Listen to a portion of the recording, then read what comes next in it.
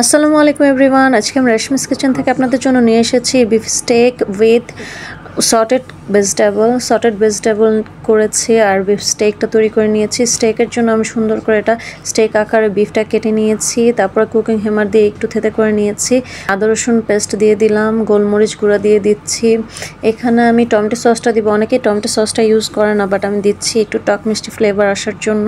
এখানে আমি এখন দিয়ে দিব সয়া সসটাই মেন ইনগ্রেডিয়েন্টসের মধ্যে সয়া সসটা পড়ে, আর হচ্ছে গোলমরিচ গুঁড়া। আমি এখানে গোলমরিচ গুঁড়া দিয়েছি। এখানে আমি একটু লবণ দিয়ে দিচ্ছি, যেহেতু সয়া সস দিয়েছি, সয়া সসে এমনিতেই লবণ বেশি থাকে, তাই আমি এখানে একটু অল্প লবণ দিয়ে দিয়েছি। আপনাদের স্বাদ মতো লবণ দিয়ে নেবেন।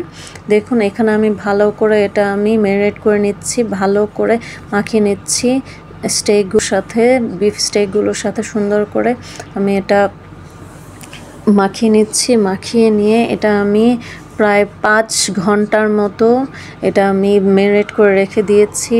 রাখা হয়ে গিয়েছে। এখানে আমি একটা প্যানে সুন্দর করে কুকিং অয়েল দিয়ে দিয়েছি, আর সাথে আমি এখানে বাটার দিয়েছি। বাটার দিয়ে এখানে আমি স্টেকটা দিয়ে দিয়েছি। দেখুন এটা আমার সুন্দর করে একটু আমি এটা ওয়েল ডান করে নিব, কারণ দেখা যায় ভিতরে অনেকে দেখা যায় ভিতরে হালকা একটু পিঙ্ক কালারটা খেতে পছন্দ করে, আবার অনেকে আছে ওয়েলডানটা খেতে পছন্দ করে।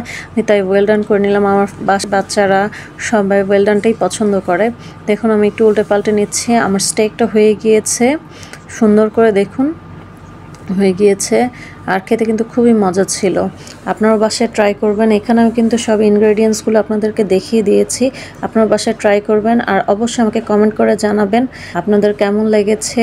আর অবশ্যই আমাদের নতুন আপডেটগুলো পাওয়ার জন্য রেশমিস কিচেনের ফেসবুক পেজে ফলো দিতে হবে, লাইক দিতে হবে, এবং আমাদের রেশমিস কিচেনের ইউটিউব চ্যানেলটি সাবস্ক্রাইব করতে হবে, আর আমাদের ইনস্টাগ্রামের পেজটাকেও আপনাদের ফলো দিতে হবে। দেখুন এখানে আমি ভেজিটেবলটা দিয়ে নিয়েছি। এখানে আমি গাজর দিয়েছি, ক্যাপসিকাম দিয়েছি, পটেটো দিয়েছি, আর অনিয়ন দিয়ে দিয়েছি। এখানে দিয়ে সুন্দর করে এখানে আমি যে স্টেকটা ফ্রাই করেছি ওইখানেই দিয়ে দিয়েছি, আর এক্সট্রা আমি কোনো তেল দিচ্ছি না বা বাটার দিচ্ছি না। এখানে আমি 1 ছিটা লবণ দিয়ে দিব, 1 চিমটি লবণ, আর এখানে একটু আমি গোলমরিচ গুঁড়ো দিয়ে দিব। এখন একটু আমি সটে করে নিব। এখানে আমি একটু গোলমরিচ গুঁড়ো দিয়ে দিচ্ছি। খেতে কিন্তু খুবই মজা ছিল। বাসার বাচ্চারা বলেছে অনেক মজা হয়েছে। আপনাদের বাসার বাচ্চাদের জন্য তৈরি করে ফেলবেন। বাসার বড় বাচ্চা প্রত্যেকটা মানুষই খেতে পারবে, সবার জন্য আপনারা এটা তৈরি করতে পারবেন। আর এটা খুব সুস্বাদু খাবার, বাসায় আমরা তৈরি করতে পারবো। অবশ্যই আমরা সবসময় বাইরে যেয়ে খাই, কিন্তু বাসায়ও কিন্তু তৈরি করা যায়। আপনারা বাসায় ট্রাই করবেন। দেখুন এখানে আমি এটা কেটে নিয়েছি, কেটে দেখিয়ে দিচ্ছি। দেখুন কি সুন্দর হয়েছে, খেতেও খুব মজা ছিল। আল্লাহ হাফেজ।